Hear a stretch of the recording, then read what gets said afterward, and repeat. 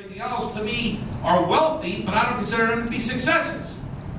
I consider the people that work in this hotel, the construction workers, people who make $30,000 to $50,000 who are paying a lot of taxes to be successful in what they do.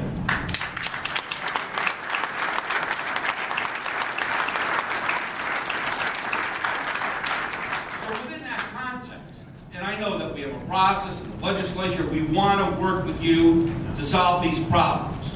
But what we have to look at is again, there are people that have made a lot of money. We have waited 20 years to start to get someone to hold them accountable. We believe that's you. We want to work with you to get it done. And again, thank you for being here and taking our questions. Thank you. Thank you.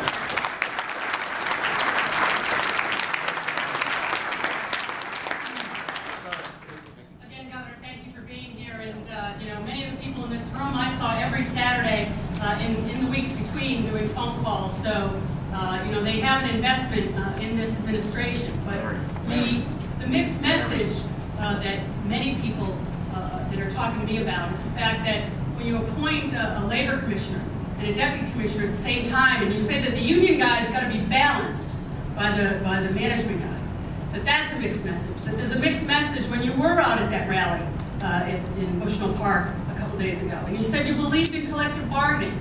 Yet when you submit a bill to the legislature that says an agreement that has gone through binding arbitration then must be voted on, that's an attack on collective bargaining.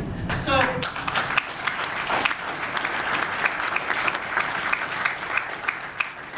and I know that you've talked to the machinist about the fact that you're going to reach out to United Technologies.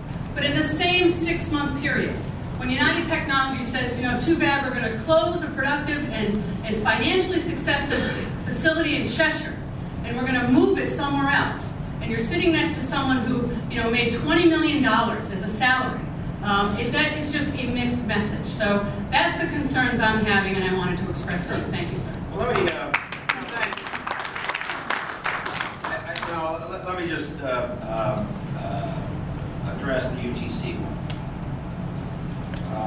And I have been with the machinist, talked to the machinist, given advice to the machinist on what I think ultimately we need to do to retain as many of those jobs as we can.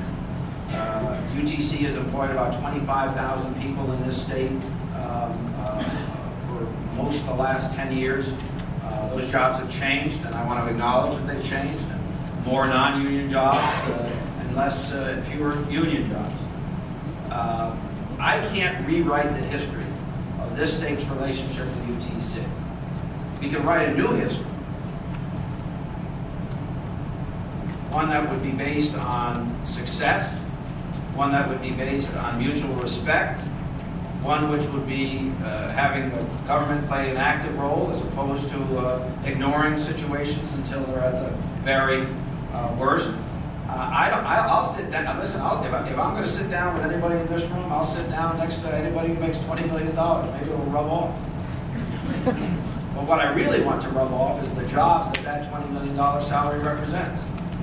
They can go elsewhere. They prove it and have proved it. So, you know, I think what we're trying to do at UTC is build a very different relationship. One where Connecticut appears to be a state that's coming to grips with its own issues. Listen, we have energy costs in this state about 18 to 20% higher than any other state in New England, and the most expensive in the continental United States. That's not good for business. We have not been aggressive as some other states. As much as some of you may not like tax incentive programs, we've not been nearly as aggressive as some other states. And we have lost jobs to those states. We've not been as attentive. We don't pick up the phone. We don't visit the place. We don't walk the office building or the floors. So I will not apologize to anyone for trying to build a new relationship at UTC.